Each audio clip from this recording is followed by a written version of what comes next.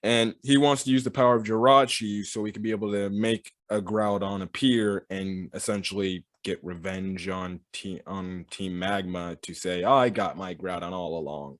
Again, we'll get to the Groudon part later on in the review. So yes, and I'll also give you my thoughts on Butler. But the one thing we do see is the fact that Diane looks kind of unsure about this and everything. So after May kind of does this whole her little comment thing and stuff like that, she sees Butler, and she's wondering what Butler's doing and everything. Essentially, what happens is later on the next day, it looks like or it looks like Butler's setting up his machine to, well, use Jirachi's power for, well, Jirachi's reasoning. But that's the night of after the Absol attacks. Oh, yes, I forgot about Absol. Yes, Absol actually ends up attacking our group of characters because he's coming for Jirachi. What do we know? We don't know this reason why. We don't know if it's for good reason or for bad reason. But anyways, he ends up getting captured. And like I said, Butler is trying to open up Jirachi's true eye to absorb the power of the Millennium Comet into, well, his machine so he can be able to summon a Groudon. But the thing is, Ash and company stop Butler from doing that, and even Diane joins them. And they escape and they look to go take Jirachi back to where he originated from.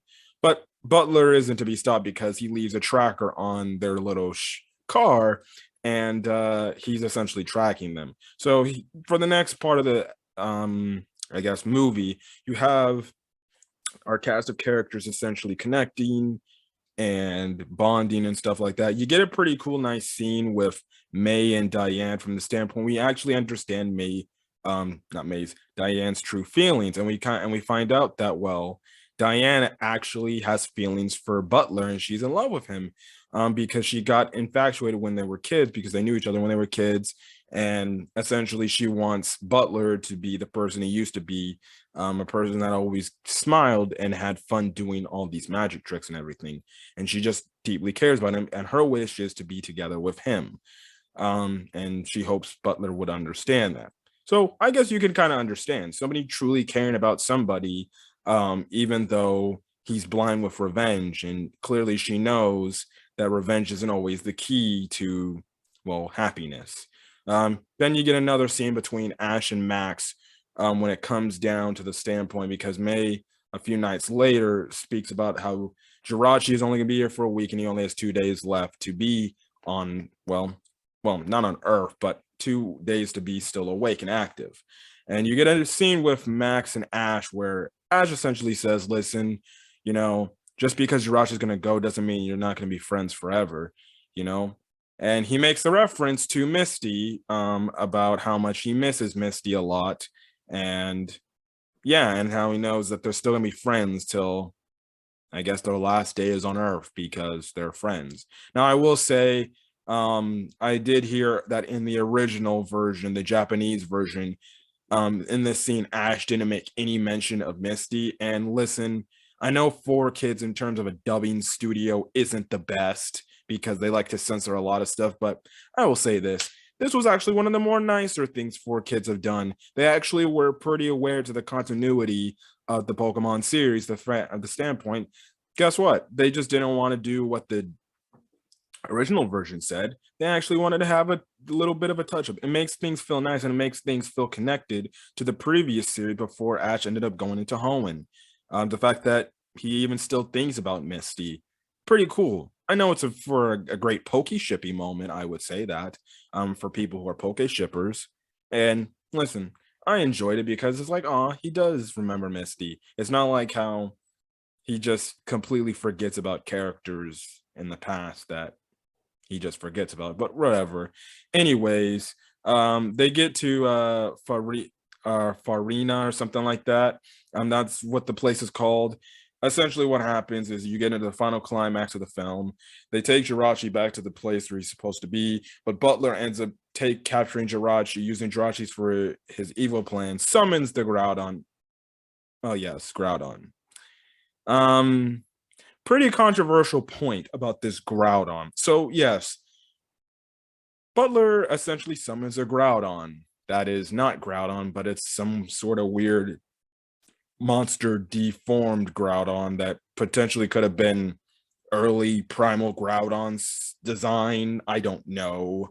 Um, but yes, essentially, this is a warped evil version of Groudon. Now, what are my thoughts? Listen, would it have been cool if you would have just had the original Groudon? Yeah, fine. But to be honest, I don't mind this Groudon. This Groudon seemed a lot more threatening than the regular Groudon from the standpoint, essentially, it was killing everything within sight. Um, and essentially, it was absorbing things into its body just to, I guess, to give it power and everything. And it was clearly hunting after Jirachi. So it gave an increased tension and stuff like that. Anyways, some of our characters end up getting absorbed, like Diane, because of Diane getting absorbed, essentially makes Butler realize, oh shit, I fucked up, and I lost probably the girl I ever cared about, that I ever loved, and now she's gone. And this makes Butler turn over a new leaf and realize what he has done has been wrong. Now, if you ask me, was it too quick of a turnaround to realize that what he's been doing this entire time was wrong? And it just takes the girl you love for you to finally realize that? Yes, I'm going to be honest. That's kind of a weird 180-degree turn a character makes. Look, I understand the girl you love is being potentially killed, but that really makes you think you're going to turn. At least they could have made some sort of discussion or had some sort of talk before, you know, she ended up getting absorbed. How Diane says it just expresses her feelings to the guy and stuff like that, and maybe he does at least have a little bit of sympathy. But anyways, because of this, this guy is taking the forest, taking over the forest. Even earlier in the scene before the Groudon shows up, we get a pretty cool fight scene between Flygon and Salamance, which this is probably the moment where a lot of fans of the Pokemon series became fans of Flygon. Um, and yes, Flygon was dope in this film. So yes, I will admit it. But anyways, what happens is because the Groudon's going haywire, he's essentially searching for the energy that Jirachi is given up. So essentially, Butler comes to the decision of we have to do the opposite of what we did to summon the Groudon, which essentially is re-giving the energy of the absorbed energy of the Millennium Comet, giving it back to them, and it should reverse the effect of the Groudon, the, I guess, evil morph Groudon. So they end up doing it. The Groudon's defeated. Jirachi essentially is sung to sleep with their do song. And then we get to the next day or the end of the movie. Essentially, Butler realizes what he's done was wrong, and the fact that he realized that, and Diane actually realized the fact that the best thing we can do is just be together. Yes, of course. Let's be with our loved ones. May's happy that Diane's getting her wish and stuff like that, and won't tell Ash and everything because, you know, girls keep secrets with one another and stuff like that. So, yeah, and then they just offer to take Ash and company back to town, and the movie's over. And that's it. And that's Jirachi and the Wishmaker. So, my overall thoughts of the film. Honestly, I enjoyed it, and I really do like this film. I think this is a solid Pokemon film. I like the villain. Personally, I think, in my opinion, so far the movies I watched, he's the best villain. I think he had a pretty decent, motivation to do what he's doing. He wants to get revenge on the evil team that made him come across like he thinks like he's some sort of idiot. And I don't blame him. Who would want to get back and say, I got this legendary Pokemon in my hands? Who's laughing now? And stuff like that. And I think truly he was just a misguided person and was just taking out everything because of his rage and revenge he wanted to get on Team Magma. And because of it, it blinded him to characters like Diane, who he truly cared about, and kind of made him forego the morals he truly had. So honestly, I liked him as a villain. Ash and company, I thought Ash was fine in this film. Max was obviously the show stealer here. This is probably the one movie where you can actually say Max was actually bearable in the Pokemon universe. Because in the anime, I know he's completely unbearable and you can't stand him because he's a bratty kid. But here, you can actually, like him. His relationship with Jirachi was also good, although it isn't very much developed in this film because you only get select scenes of Max and Jirachi. You still feel the crazy thing of a kid losing a friend at a young enough age from the standpoint that somebody deems worthy as a friend and he's going to miss him. And I did like the bond that Max and Jirachi had. May and Brock, relegated to side characterness, and that's kind of May's whole thing till she gets her movie in the final Hoenn movie of Pokemon Ranger and the Temple of the Sea, which literally is probably a 2 double clone copy film of this film anyways, but like I said, I'll get to it when we review it. In terms of the Diane, honestly, I thought she was a solid side character for the most part. I enjoyed her presence. She didn't do anything that pissed me off nor irritated me. And I understood her motives and her beliefs because she was actually trouble and she didn't like what Butler was doing. And she wanted to have Butler be, well, the Butler of old, that the one she used to know when they were kids. Nice, respectable thing. Music I thought was cool. Animation, fine. And then, like I said, in terms of the Groudon, I was kind of honestly cool. I may be only unpopular. I remember when I first watched this movie for the first time, I kind of was pissed off and let down that it wasn't the real Groudon. But the more I watch this film, I'm actually cool with this fake Groudon wannabe because it actually made a legit freaking threat. You could say it could have potentially ended up killing everybody on this planet if not for shutting down that whole reversing the whole thing that made it come here in the first place. Again, like I said, I may be in the unpopular opinion here, but that warped evil Groudon wasn't too bad.